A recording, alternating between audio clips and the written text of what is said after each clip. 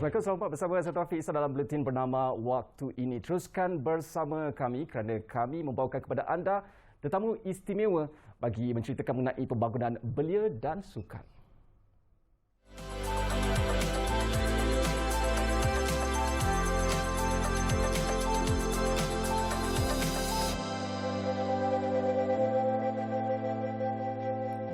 Baiklah, selaras dengan pengumuman Perdana Menteri Datuk Seri Ismail Sabri Yaakob untuk melaksanakan penilaian prestasi barisan Menteri Kabinet, setiap kementerian perlu membuktikan pencapaian awal dalam tempoh 100 hari pertama mereka. Dan hari ini kita akan memberi tumpuan kepada Kementerian Belia dan Sukan ataupun KBS, dan kita difahamkan ada beberapa fokus yang menjadi agenda KBS dalam tempoh berkenaan. Antaranya kalau saya boleh kongsikan ialah model pembangunan belia 2030, rukun negara belia dan juga blueprint industri sukan. Dan bagi menjawab berkaitan dengan inisiatif-inisiatif ini, kita bersama dengan menterinya, Menteri Belia dan Sukan, iaitu Datuk Seri Ahmad Faizal Azumu. Assalamualaikum Datuk Seri, terima kasih Datuk Seri kerana bersama saya kami di Buletin Bernama pada petang ini. Okey, salam Taufik, apa khabar? Alhamdulillah. Baik sebenarnya. Datuk Seri pun orang muda, kan nampak macam muda, memang mudah didekati oleh golongan belia ini. Mungkin saya boleh tanya juga soalan pertama. Mencapai 100 hari ini, belum 100 hari lagi sebagai Menteri Belia dan Sukan. Belum lagi. Apa sebenarnya yang dapat dirasakan, Datuk Seri? Pertama sekali saya rasa bersyukur dapat bersama dalam kabinet kerajaan kita ini untuk bersama-sama kita bangunkan negara kita, dan saya mengucapkan ribuan terima kasih kepada Yang Berhormat Perdana Menteri yang telah melantik saya dan atas perkenan Duli Yang Maha Mulia Seri Paduka Baginda dan Tuan Agong. Dan saya amat gembira berada di dalam sebuah kementerian yang amat menyeronokkan. Hari mula saya dilantik masuk ke pejabat, berjumpa dengan para atlet. Sejurus saya angkat sumpah. Kita menang emas pertama di Paralimpik Tokyo 2020. Saya di lapangan terbang menyambut balik wira-wira kita, saudara Boni. Kenangan manis tu. Kenangan manis ya. Dan sebagai menteri pun sebenarnya saya juga adalah peminat sukan. Maka apabila berjumpa dengan atlet-atlet wira-wira negara ni, saya rasa macam starstruck jugalah. Saya pun macam orang lain juga. Tapi golongan belia ni memang tak asing bagi Datuk Seri. Benar, saya dulu pun memang terlibat dalam gerakan belia, gerakan belia 4B, dan apabila menjadi Menteri Belia dan Sukan ini, teringatlah zaman-zaman lampau, throwback semula. Okey, Datuk Seri, kalau kita fokus pada model baru pembangunan belia 2030 ni, apa sebenarnya kalau kita cuba berikan ringkasan kepada golongan belia yang sedang menonton kita ni, apa sebenarnya yang ingin dibawakan oleh KBS dalam model baru pembangunan belia 2030 ni? Sebenarnya model pembangunan belia ni telah pun dirangka dari zaman Yang Berhormat Saudara Khairi Jamaluddin. Daripada beliau telah merangka satu rancangan pembangunan belia daripada tahun 2015 hingga 2035. Namun apabila keadaan negara ataupun dunia yang telah terkesan akibat pandemik COVID-19, Perintah Kawalan Pergerakan di seluruh dunia, bukan sahaja di Malaysia, mengakibatkan ada berlaku perubahan yang begitu terkesan bagi semua rakyat termasuk golongan belia. Maka kerajaan melalui Kementerian Belia dan Sukan berpandangan perlunya kita melihat semula review model pembangunan belia ini agar kita dapat jalinkan satu usaha untuk mendepani permasalahan golongan belia di era pandemik dan memasuki kepada endemik sekarang ni.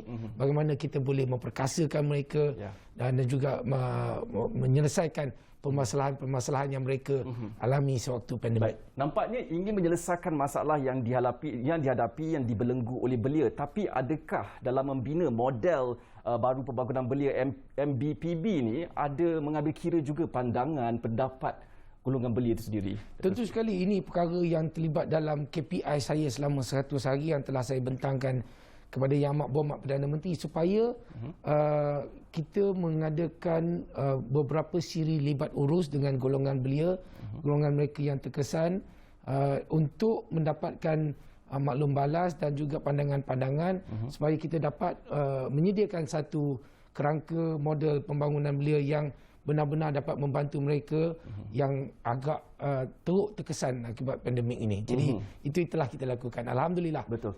Betul. Dan kepada belia yang di luar sana yang mungkin mereka bagi mereka cukup besar nama ini model baru pembangunan belia 2030.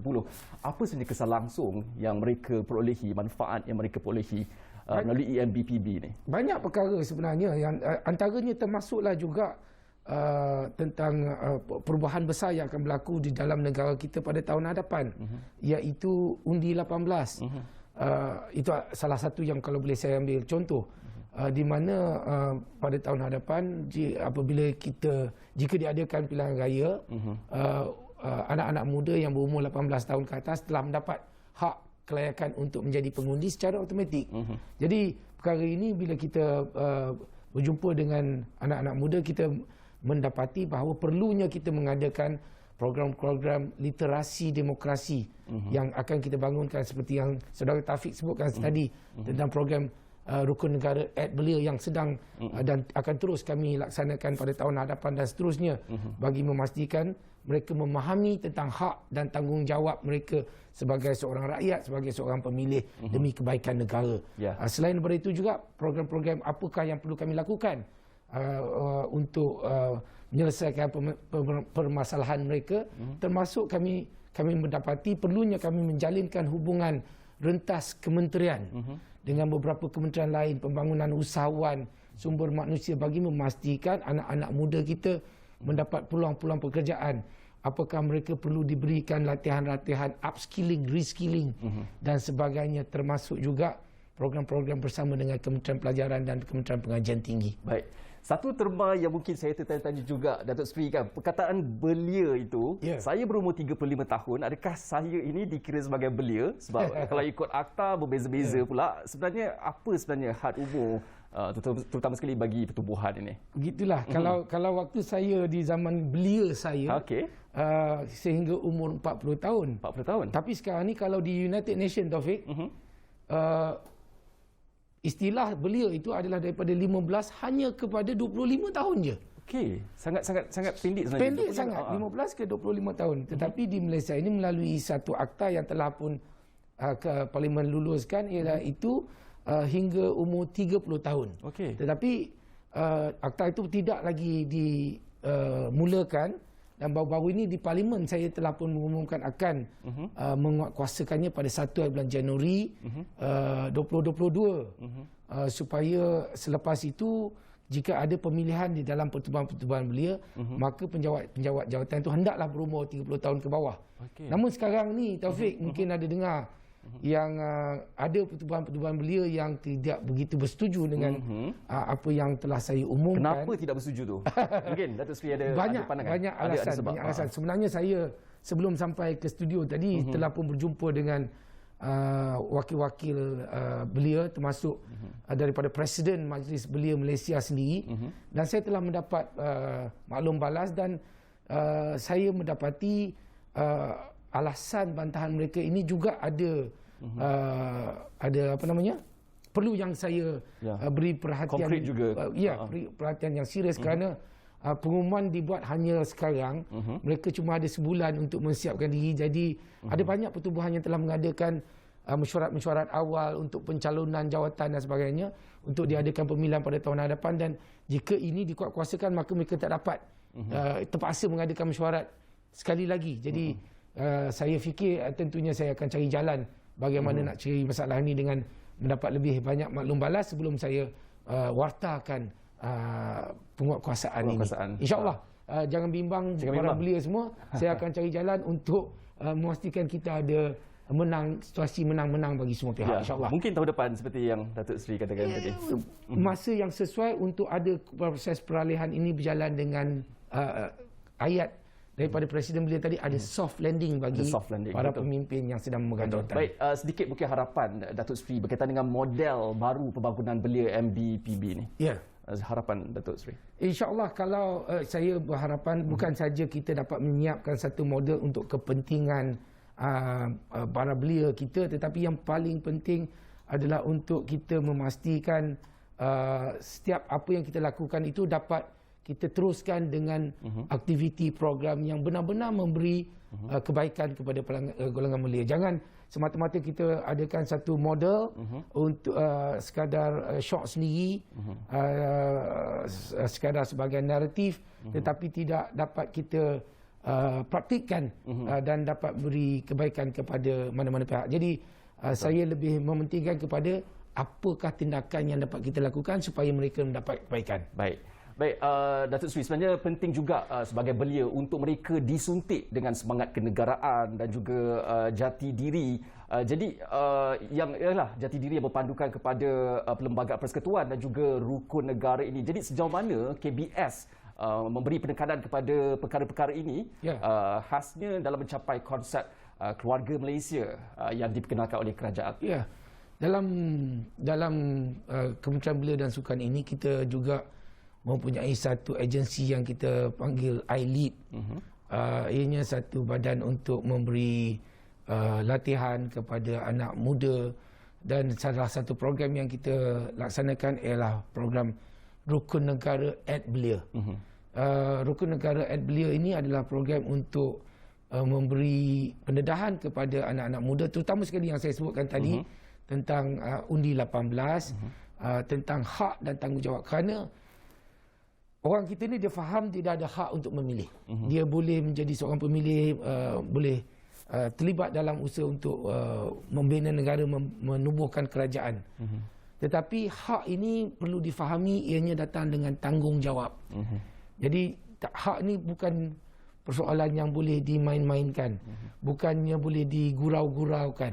Hak ini datang dengan tanggungjawab kerana ianya cukup besar, tanggungjawab untuk kita tubuh kerajaan, bina negara dan sebagainya. Bukan semata-mata kita gunakan kuasa mengundi itu untuk tujuan gurauan ataupun nak test dan sebagainya. Test power. Jadi ini cukup penting kerana pada tahun hadapan, bermula daripada tahun hadapan, lebih 5.6 juta pengundi baru di kalangan anak muda ini akan diberi hak tersebut. Jadi apakah mereka benar-benar faham bahawa hak itu perlu digunakan dengan sebaik-baiknya kerana ianya melibatkan kepada masa depan mereka sendiri dan juga kehidupan 38 juta rakyat Malaysia ini tergantung kepada undi-undi mereka juga. Bayangkan Taufik, saya daripada Parlimen Tambun mempunyai pengundi setakat sekarang ni 120,000. Pada tahun hadapan dengan pengundi baru ni saya ada 160,000 pengundi. Tambahan 40,000 belia tu. 18 tahun ke atas. Dan 40,000 pengundi ni akan menjadi kuasa penentu. Siapa yang akan mewakili mereka. Jadi kalau kita lihat daripada pola politik sekarang ni, kita nampak sokongan kepada parti-parti berkenaan, tetapi ini kumpulan baru yang kita tak tahu akan mengundi ke mana. Jadi kalau kita tidak dedahkan mereka tentang kepentingan untuk menjaga hak itu demi kepentingan negara, betul, bahaya. Jadi adakah sebenarnya iLead yang seperti Datuk Seri sebutkan tadi, sebenarnya program tu dapat orang kata ialah memastikan keterlibatan belia dalam penyertaan mereka dalam agenda pembangunan negara, terutama sekali dari segi aspek politik dan juga sosial? Kita mahu mereka serius tentang hak yang baru mereka terima ini, tetapi kita perlu juga menekankan tentang tanggungjawab itu. Hari ini anak-anak muda mungkin terpengaruh dengan di sosial media melalui influencers sebagai contoh. Jadi adalah amat merugikan jika mereka hanya mendapat membuat keputusan hasil daripada pengaruh rakan sebaya yang tidak bertanggungjawab terhadap pembinaan negara. Itu yang merunsingkan dan membimbangkan kita. Jadi sebelum itu berlaku, amat penting KBS mendepani mereka, mendekatkan diri pada mereka untuk mendidik, tak kisah kepada parti mana penyokong, mereka hendak menyokong pihak mana, kerana itu semangat demokrasinya, tetapi mesti memilih demi kepentingan negara, bukannya sonok-sonok. secara sembrono orang kata kan. Okey. Kita dah bercerita berkaitan dengan pembangunan belia di negara. Kita nak beralih pula kepada satu bidang yang cukup besar yang orang kata tanggungjawab ke atas Datuk Seri berkaitan dengan sukan sebenarnya. Kita bercerita mengenai industri sukan. Paling rapat sebenarnya dengan hati Datuk Seri. Sebenarnya kalau kita lihat dalam negara kita ni, IKS bisa katakan, mereka mempunyai produk tempatan yang cukup menarik. Betul. Terutama sekali merchandise, sukan, barangan jersey dan sebagainya. Bagaimana tanggungjawab KBS untuk mempromosikan, menggalakkan orang ramai, peminat-peminat sukan tanah air membeli produk-produk yang setanding dengan produk antarabangsa ni? Saya ingat negara kita semakin hari rakyat makin faham tentang industri sukan yang sebenarnya dapat menjana pendapatan kepada orang ramai dan juga memberi pendapatan kepada negara juga. Jadi saya lihat kalau kita cakap tentang begitu banyak produk-produk yang datang daripada dalam negara kita sendiri, yang dihasilkan oleh orang-orang kita sendiri, ini akan hanya menjadi begitu berjaya jika sukan itu dapat dibudayakan. Ini yang kita cakap tentang pembudayaan sukan. Imagine kalau di setiap sekolah, di setiap hari Minggu, Sabtu dan Ahad, setiap pagi dan petang, hujung minggu, orang bersukan di padang bola, bermain bola, di gelanggang-gelanggang badminton, bermain badminton. Tentunya kalau ada banyak pula liga-liga anak-anak kecil ini dirancang dan juga dikendalikan di seluruh negara, berapa banyak kasut sukan yang akan dibeli, stokin, baju dan sebagainya. Dan tak semestinya kita membeli pakaian-pakaian yang berjenama daripada luar negara.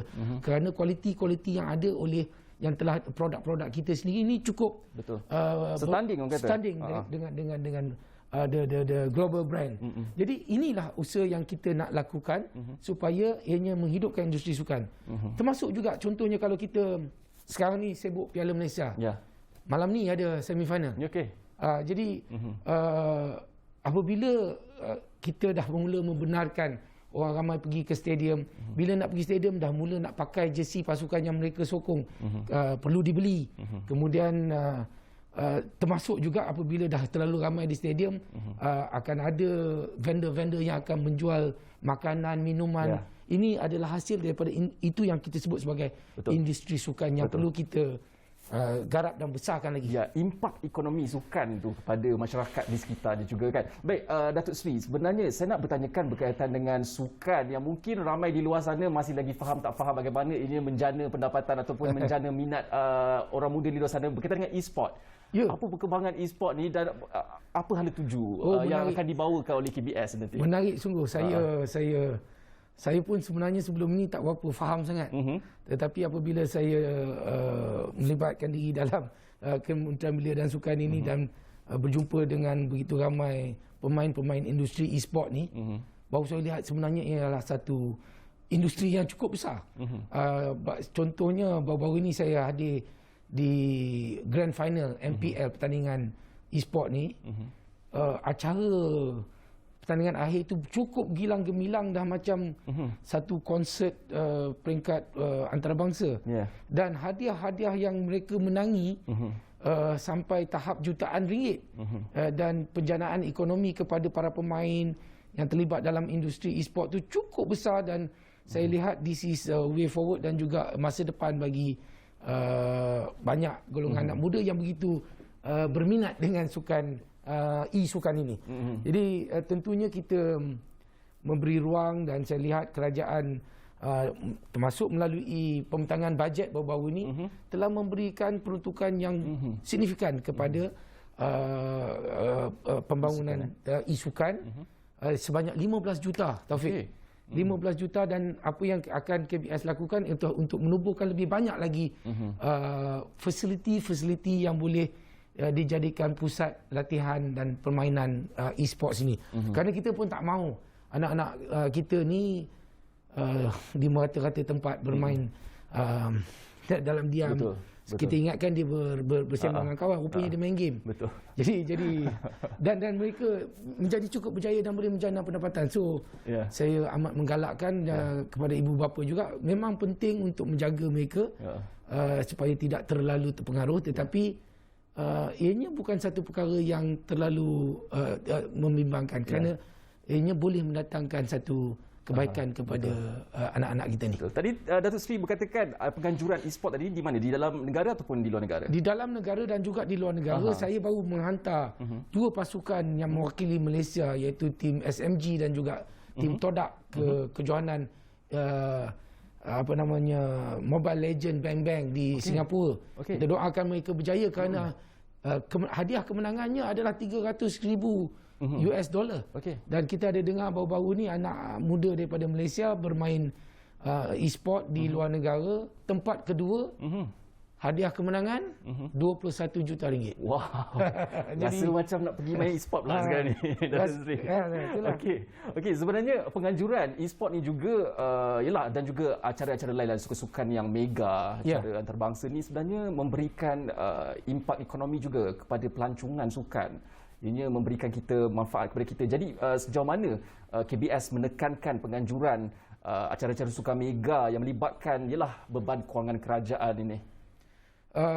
Antara perkara sukan-sukan pentaraf antarabangsa yang akan kita continue untuk anjurkan pada tahun depan bersama dengan pihak swasta, pihak penganjur adalah Letua di Langkawi sebagai contohnya, dan yang saya sedang usahakan adalah untuk kita dapat meneruskan penganjuran MotoGP yang begitu dinanti-nantikan oleh para peminat, tetapi kita telah pun sampai ke penghujung kontrak dan perlu membayar untuk meneruskan penganjuran. Jadi itu satu perkara yang saya sedang usahakan bersama dengan Kementerian Kewangan untuk mendapatkan sokongan daripada pihak lain, pihak swasta juga, kerana kita tidak mahu menggunakan sepenuhnya peruntukan daripada kerajaan untuk perkara ini, tambahan lagi dalam waktu kita yang begitu terkesan akibat pandemik COVID ini. Jadi namun kejohanan-kejohanan seperti Letua di Langkawi yang memang telah pun masuk di dalam jadual kejohanan-kejohanan besar berbasikal di dunia ini, dengan kehadiran para pelumba yang tersohor di serata dunia. Tentunya mereka bukan datang sendirian. Mereka datang bersama pasukan mereka. Dan Letua di Langkawi sebagai contohnya telah membawa pulang begitu ramai, menarik begitu ramai peminat. Bukan itu sahaja, tetapi siaran ataupun siaran di stesen-stesen TV sukan global yang akan menayangkan kayuhan mereka ini, menunjukkan keindahan negara kita dan sebagainya. Betul. Ini yang akan membantu negara untuk menarik pelancongan, dan insya-Allah perkara ini kita teruskan dengan cara menggunakan peruntukan kerajaan dengan lebih berhemah, kerana kali ini kita kena cukup-cukup berjaga-jagalah kita, sebab kepentingan kepada ekonomi rakyat tu sekarang ni harga barang naik dan sebagainya. Kita kena pastikan berbaloi lah apa setiap satu yang kita lakukan tu. Okey, dengan kos yang efisien pastinya, Datuk Seri. Okey, kita beralih kepada visi Sukan Negara 2030. Tak lama lagi selain 2030, hampir dalam 9-8 tahun lagi. Visi Sukan Negara 2030 ni, yang paling penting sebenarnya kalau kita baca visi Sukan Negara 2030 ni ialah bakat-bakat bagi mengisi sukan-sukan yang ada dalam negara kita. Jadi bagaimana dengan proses pencarian bakat-bakat ini? Adakah pihak luar juga terlibat, dan sejauh mana pencarian bakat ini akan dilaksanakan? Ya. Paling penting kita kena lebih eratkan lagi kerjasama kita dengan rakan kongsi utama kami, iaitu Kementerian Pendidikan Malaysia, melalui Majlis Sukan-Sukan Malaysia, yang di situlah the pool talent di kalangan rakyat kita ini bermula di situ. Jadi kerjasama erat ini perlu kita teruskan, tetapi di masa akan datang kita dengan kerjasama daripada Institut Sukan Negara telah pun menghasilkan dengan kerjasama beberapa universiti satu aplikasi My Talent ID, My TID, di mana kita akan bekerjasama dengan pihak Kementerian Pendidikan. Setiap jurulatih di peringkat sekolah boleh memasukkan pencapaian setiap pelajar, setiap atlet itu daripada peringkat yang paling bawah. Okey, siapa yang boleh mengakses maklumat tersebut? Untuk kenapa tujuannya ia jadi supaya ianya diletakkan dikawal melalui satu dashboard. Untuk katakanlah satu hari nanti saya nak cari seorang pelajar yang berumur 17 tahun yang boleh berlari 100 meter dalam jangka masa 12 saat. Press button, senarai nama terkeluar. Okey. Dan daripada golongan ini kita boleh jemput untuk latihan, bagaimana untuk menaikkan lagi prestasi mereka dan sebagainya. Jika tidak, kita terpaksa melalui kejohanan-kejohanan di peringkat sekolah, daerah, negeri dan sebagainya. Itu yang mengambil kita masa. lakukan sekarang. Mengambil masa. Tapi sekarang ni daripada peringkat sekolah lagi. Tak kira lah beliau berada di Sibu, Sarawak ataupun di Tuaran, Sabah, di Greek, Perak. Kita boleh dengan segera dengan sentuhan jari kita boleh mendapatkan akses kepada maklumat sebegini. Pastinya menggunakan teknologi di situ juga, saya percaya sebenarnya. Okey, itu berkaitan dengan ialah pencarian bakat-bakat baru dalam negara kita, tapi ialah wanita juga perlu kita tonjolkan dalam sukan. Jadi macam mana, apa peranan KBS untuk memperkasakan golongan wanita dalam sukan ini? Selain daripada usaha-usaha yang sedang kita lakukan melalui program-program, kalau yang berprestasi tinggi melalui program podium, kejohanan-kejohanan sukan yang melibatkan sukan-sukan yang diwakili oleh kaum wanita. Satu perkara penting yang saya lihat perlu kita ambil tindakan serius adalah untuk memperkenalkan akta sukan selamat ataupun safe sport. Di mana kita sebelum ini ada mendengar rintihan ataupun pendedahan daripada atlet-atlet wanita kita yang dengan permasalahan sexual harassment ataupun jenaka lucah dan sebagainya, yang perkara yang kita tak dapat nak terima.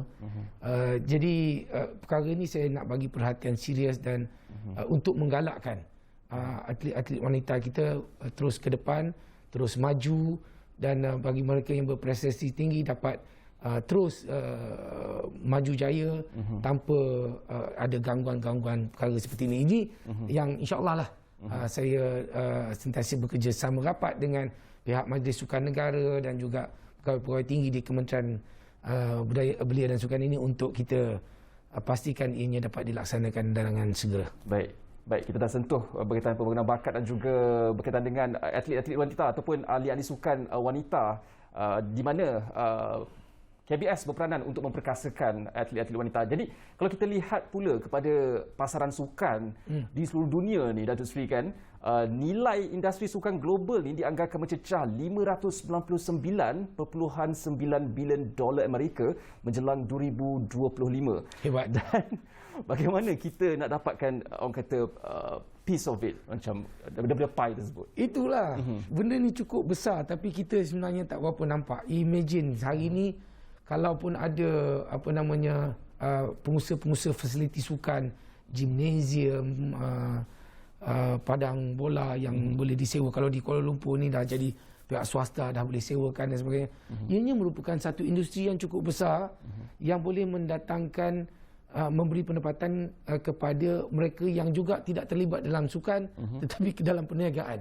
Jadi sukan juga adalah satu bidang perniagaan yang begitu menguntungkan. Ini yang perlu kita dedahkan kepada orang ramai untuk melibatkan diri. Saya selalu juga berkata dengan rakan-rakan atlet kita.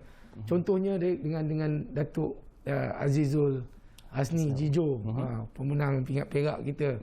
Saya katakan kepada beliau, selain daripada menjadi seorang atlet, saya cadangkan kepada beliau untuk bekerjasama dengan pihak orang-orang meniaga untuk bayangkan kalau kita ada kedai basikal Azizul Hasni. Saya percaya kedai dia yang paling laku. Saya rasa Taufik kalau nak beli basikal cari kedai Betul, dia lah. betul. Saya Jadi itu antaranya. Jadi sebenarnya sekarang ni Azizul, orang terlalu Taufik, orang terlalu minat dengan berbasikal ni. You nak beli basikal Brompton, nak beli basikal pun susah. Betul. Tak dapat. Betul. Tak cukup. Demand terlalu tinggi. Jadi saya sentiasa nak menggalakkan kepada bukan saja atlet tetapi kepada orang ramai untuk melibatkan diri dalam industri sukan ini kerana ianya begitu menguntungkan. Imagine pendapatan kepada negara daripada membership fee yang rakyat perlu bayar untuk mendapatkan akses kepada fasiliti sukan. Kelab badmintonnya lah, social club. Social sports club yang ada tennis court, yang ada squash court untuk kita gunakan. Bukan kita guna selalu pun, tetapi ianya mendatangkan hasil yang begitu tinggi kepada operator fasiliti dan juga kepada kerajaan. Okey, adakah kita ada masa lagi? Mungkin kita ada soalan terakhir sedikit berkaitan dengan pembukaan semula sektor sukan ni. Datuk Seri kan, kita dalam tempoh Pelan Pemulihan Negara PPN ni, adakah ia telah dibuka sepenuhnya dan adakah mungkin Datuk Seri boleh kongsikan mengenai perkembangan terkini sektor sukan dan juga rekreasi ni? Ya, hampir semua telah pun dibenarkan pembukaannya. Cuma saya sentiasa nak mengingatkan kepada orang ramai supaya memastikan kita sentiasa mematuhi semua SOP. Dan semua SOP ini kerajaan tak akan mampu nak pastikan kita sentiasa pakai face mask. Kerajaan tak boleh nak pastikan kita sentiasa menjaga penjarakan sosial. Yang paling penting adalah kita mengamalkan SOP kendiri. Kita mesti tahu, kita mesti kenal COVID, bagaimana nak elak diri kita daripada terjangkit dan juga menjangkiti orang lain. Jadi ini perkara penting yang saya nak galakkan semua orang buat. Kerana apa? Kalaulah tiba-tiba berlaku kes positif yang meningkat secara mendadak, perkara pertama yang kerajaan akan lakukan ialah dua perkara. Menutup fasiliti sukan indoor seumpamanya dan juga tempat hiburan. Jadi kalaulah kita teringin nak suka pergi ke gimnasium, kita suka nak bersukan dan sebagainya, pastikan orang ramai mesti patuhi SOP. Ini dah cakap macam Menteri Kesihatan. Tetapi saya teringat sebelum ini mereka pressure saya nak buka gimnasium, nak buka apa semua. Bila dah buka, mesti jaga SOP. Jadi hari ini kerajaan dah benarkan. Saya mohon sangat kepada semua orang, termasuk diri saya, apa juga kita lakukan perlu patuh kepada SOP dan mesti jaga SOP kendiri tu. Sebab saya tak boleh nak kawal tiap-tiap seorang. Betul. Dan mungkin juga ada keluhan di kalangan pengusaha sukan ni. SOP berubah-ubah, Datuk Seri. SOP berubah-ubah. Jadi bagaimana KBS bekerjasama dengan KKM bagi memastikan kelancaran SOP? Ya, pertamanya kita kena faham kenapa SOP berubah-ubah. Kerana tak ada siapa pun dalam dunia ni hari ini yang faham bagaimana betul-betul COVID ini berlaku dan sebagainya. Jadi bukan itu saja. Kemudian dia ada varian hari ini saya dalam mesyuarat kabinet dimaklumkan oleh Menteri Kesihatan bahawa dah WHO telah memaklumkan kepada kita tentang ada varian baru yang begitu berbahaya, bermutasi, sehingga kan negara Britain telah pun membuat keputusan untuk tidak membenarkan flights daripada South Africa untuk masuk. Jadi it's very important yang apabila benda itu berubah, kita terpaksa ubah SOP. Jadi ini antara perkara-perkara yang telah pun kerajaan lakukan dan saya harap rakyat faham dan juga mengikuti nasihat-nasihat daripada pakar-pakar kesihatan kita. Baik, okey, kita dah sentuh banyak juga sebenarnya dalam setengah jam ni. Sebenarnya tak sempat untuk kita perincikan lebih lanjut. Dah cakap pasal kesihatan pun kita cakap. Kesihatan pun kita cakap kan.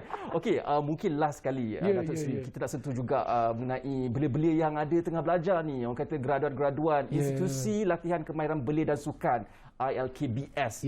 Apa inisiatif Kementerian Belia dan Sukan untuk meningkatkan lagi kebolehpasaran graduan ILKBS ni? Pertama sekali saya rasa cukup bangga. Saya ucap tahniah kepada pihak ILKBS yang telah pun berjaya meletakkan kebolehpasaran para graduan kami pada tahap 93% kalau tak salah. Dan selebihnya itu adalah di kalangan mereka yang menyambung pengajian pula. Jadi ini adalah satu usaha yang amat baik dalam bidang TVET, di mana kita dapat menyediakan negara para pekerja terlatih untuk membantu memasuki industri-industri berat dan juga industri di negara kita ini, bagi membantu dan menggalakkan lebih banyak pelaburan masuk ke negara kita. Jadi ini adalah usaha yang baik yang mesti kami pertahankan prestasi kami yang begitu baik pada waktu sekarang ini, dan insya-Allah kita akan terus kerja kuat demi untuk memastikan kegemilangan negara kita, insya-Allah. Baik, terima kasih. Kami ucapkan kepada Menteri Belia dan Sukan Datuk Seri Ahmad Faizal Azumu kerana bersama kami di Buletin Bernama membincangkan mengenai hala tuju dan juga aspirasi sebenarnya Kementerian Belia dan Sukan dalam tempoh 100 hari ini. Semoga sukses untuk hari-hari mendatang kepada Datuk Seri dan juga Kementerian sendiri. Apapun, Buletin Bernama berakhir di sini. Teruskan bersama Bernama TV bagi perkembangan dalam dan juga luar negara. Seperti itu, Assalamualaikum. Bye-bye.